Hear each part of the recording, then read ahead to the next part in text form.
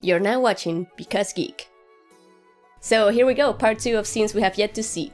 Tyrion still hasn't said his line, "You're in the great game now, and the great game is terrifying." I still believe, like I said in my trailer breakdown video, that Tyrion will be saying this to Dany once it's been decided that Dany will head back to Westeros. What other game could he be talking about? Dealing with the Masters in Meereen didn't seem that terrifying to him in episode 4. It's gotta be something bigger than that. I think the only terrifying type of game would be a game where you can actually die. And that makes me think of war. The Westeros War, which is not of the 5 kings anymore, but the 5 queens? Yeah. Tormund still hasn't said this line. I thought he was the man to lead us through the long night, but I was wrong. It has happened before where a line from the trailers does not get included in the show.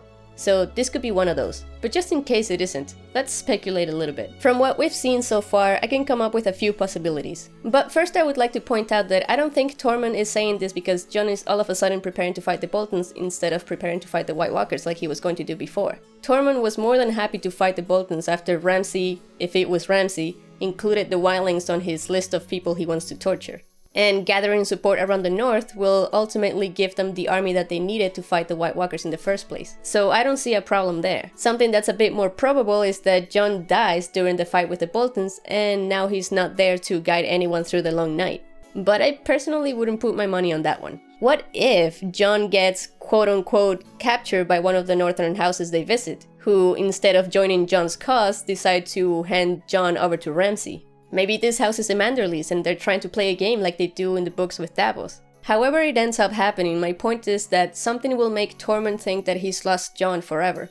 But he will be wrong because Jon always comes back. Other than that, I did say in another video that I think it's too late for Tormund to be talking about Mance Rayder. All of the wildlings already know he's dead, so there's no point in bringing that up again. But I gave it a bit more thought and maybe he is talking about Mance, and we're just missing the end of the sentence. Okay, imagine I'm Tormund and I'm talking to Jon about Mance.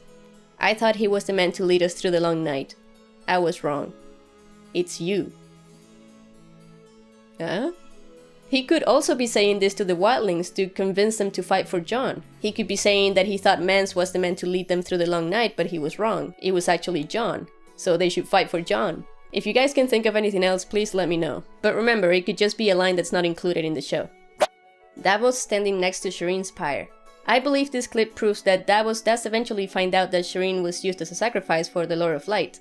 Now, will it be because Melisandre finally told him? Or will he only find out once he's there examining the pyre and finds the deer toy that he gave her? I think this could make for a really intense scene, where we cry some more. Because we haven't cried enough. We haven't cried enough. Well, if I was the one writing the story, I would make Davos find out that way. Will Melisandre be executed for this? I mean, Stannis let it happen, it's not like she did it behind his back. Also, Mel has proven to be very useful. I think they could benefit from keeping her alive. So I think that Davos will just have to look past this horrible event and move on for the greater good. We need Mel. What if someone else dies? Who's gonna be there to resurrect them? We still don't know if it was Mel who resurrected Jon. Maybe it was a coincidence. Maybe something happened at the same time as she was trying, and it looked like it was her. I still wouldn't want to kill Melisandre. I almost don't want to talk about the people burning on the crosses, because the show is just ruining all of my theorizing by having all of these well-known characters die without any flaying, without any skin peeling. And not only that, but they're also dying too early. The battle in the north will happen near the end of the season, and those bodies on the crosses need to be freshly killed. Roose and Osha's bodies didn't get as destroyed as Fat Walda's body probably did, but they would have started to decompose long before they put them on the crosses. Like, they would nail the foot on the cross and the leg would just break off. Oh, that's nasty. If the rumor that 2 people on the crosses are well-known characters is true, then I'm really running out of options here. Rickon is really the only one left I can think of. And on my last video, I had a few people suggest that when Arya names Rickon and gets hit on her leg, the hit also makes her almost turn upside down, which is the position that Rickon would be in if he was put on a cross. So that sucks. The best line from Cersei. I choose violence.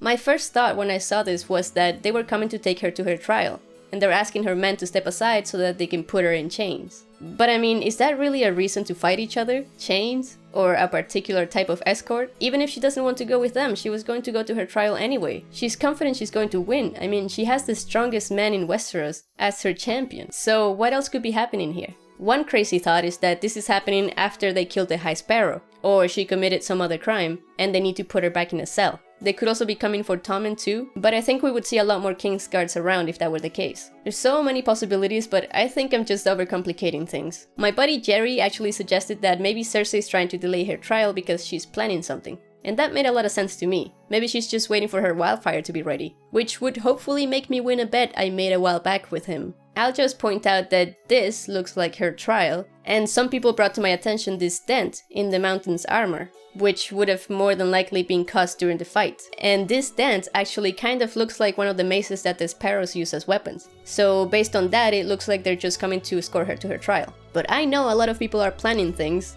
all at the same time, and some people are gonna die, some people are gonna win, and it's gonna be awesome. Oh, King's Landing. The doors of the pyramid being blown away. I still can't find any other explanation for this except release dragons. And I can't wait to see how that happens.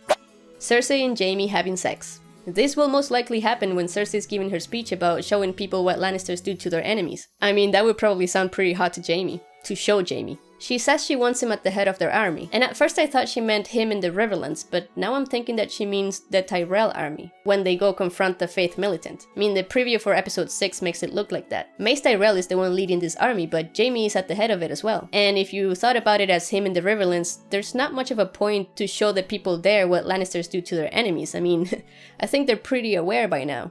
Jaime just goes to the Riverlands to end the siege and free up the Lannister troops that they had held up there. Correct me if I'm wrong, but I think that was the reason in the books. And they could bring those Lannister troops back to King's Landing to have a better chance against the High Sparrow and his followers. When she says enemies though, it makes me wonder if she's just talking about the Faith Militant, or if she finally found out that Olenna was behind Joffrey's murder and she's talking about the Tyrells. She could even be talking about Littlefinger if Qyburn lets her know that he's helping Sansa in the north. But I think she has bigger problems to deal with right now. So I think it's between the Tyrells and the Faith. I'm okay with either. I just want an unexpected twist here. Is that so much to ask for? Please give us more twists. I like twists. People like twists. We need twists. If I can gather another group of scenes that we haven't seen yet, I may make a part 3. But for now, I hope you liked this video enough to leave a like, and thank you for watching. I will see you in the next one!